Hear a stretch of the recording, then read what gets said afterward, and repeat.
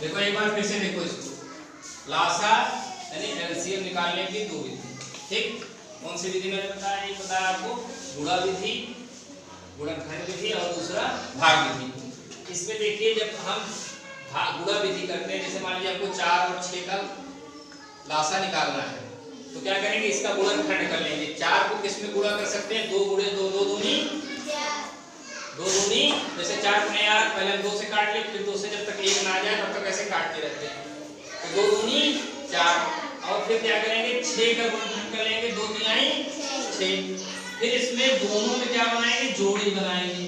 देखो इसमें एक जोड़ी 2 2 की बन रही है, और बाकी कोई जोड़ी बन रही है? नहीं बन रही है।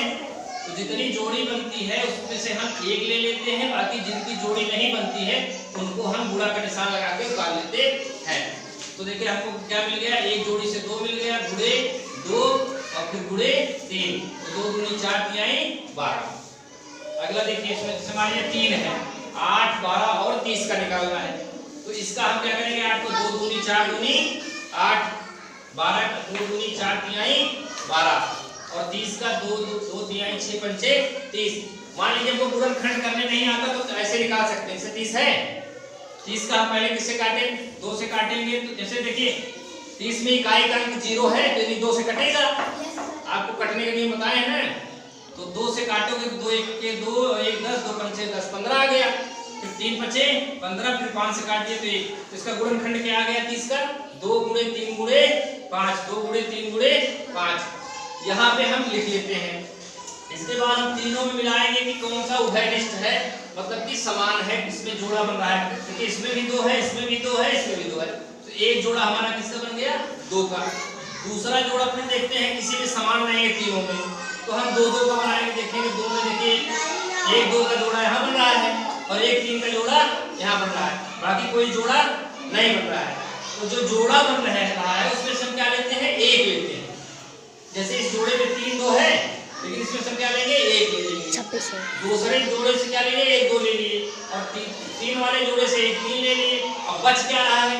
2 बच रहा है और 5, इसको भी हम उतार लेते हैं और गुणा कर लेंगे। तो क्या आ गया? 2 दूनी 4 3 12 दूनी 24 पंचे 120। तो ये हमारा क्या आ गया? लासा आ गया। अब देखिए भाग विधि में क्या करते हैं? भाग विधि में हम 4 और 6 को ऐसे लिख लेंगे। हम विभाज्यता का नियम पढ़े हैं ना, कैसे कटता है? देखिए इकाई का क्या है? 4 है, इकाई ही है, और इसमें 6 है, चलिए 2 से कट जाएगा। तो 2 से सबसे पहले सबसे छोटी संख्या से काटते हैं।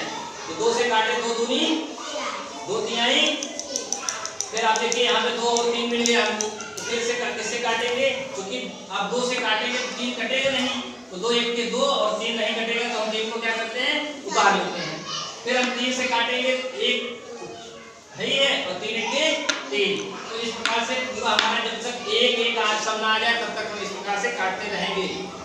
अब 1 1 आ गया तो फिर इसका जो हम आया है इससे गुणा कर लेंगे। 2 गुणे 2 गुणे 2 गुणे 2 गुणे 3 बराबर 12। तो इसका लासा क्या आ गया? 12। देखिए यहाँ भी 12 आया था और यहाँ भी 12 आ गया। ठीक, इसी प्रकार हम इनका भी कर सकते हैं। 8 12 30 को पहले 2 से काटे, 2 दूनी 2 चौक 8, 2 छंग 12, और 2 का 30 में भाग करोगे क्या आएगा?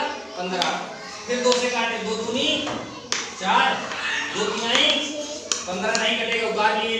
फिर 2 से काटे, 2 1 के, और 3 नहीं कटेगा, उतर जाएगा, 15 नहीं कटेगा, उतर जाएगा। फिर 3 से 1 1 3 बचे 15, और फिर 5 से काट लिए, 5 1 के 5, तो सब हमारा क्या आ गया? नीचे 1 1 1। अब फिर सबको गुणा कर लिए तो क्या आ गया? 120। देखिए इसमें भी 120 आया था, इसमें भी 120 आ गया कि नहीं आ गया? तो कहने का मतलब देखिए यहाँ पे ये जो लासा होता है, अगर हम इसको कहें कि वह छोटी से छोटी संख्या होती है। लासा क्या होता है? लघुत्तम समापवर्त, वह छोटी से छोटी संख्या होती है जो दी गई संख्याओं से पूरी तरह से विभाजित हो जाए। जैसे दी गई संख्या क्या है यहाँ पे? 4 और 6, तो 4 तिहाई 12, 6 दूनी 12। इससे कोई छोटी संख्या और नहीं है कि जो इन दोनों से पूर्णतः विभाजित हो जाए। इसलिए हम इसकी परिभाषा अगर लेते हैं तो लासा वह सबसे छोटी संख्या होती है जो दी गई संख्याओं से पूरी तरह से विभाजित हो जाए। जैसे हमारे यहाँ लासा 120 आया, तो 120 8 से भी कट जाएगा, 12 से भी कट जाएगा, 30 से भी कट जाएगा।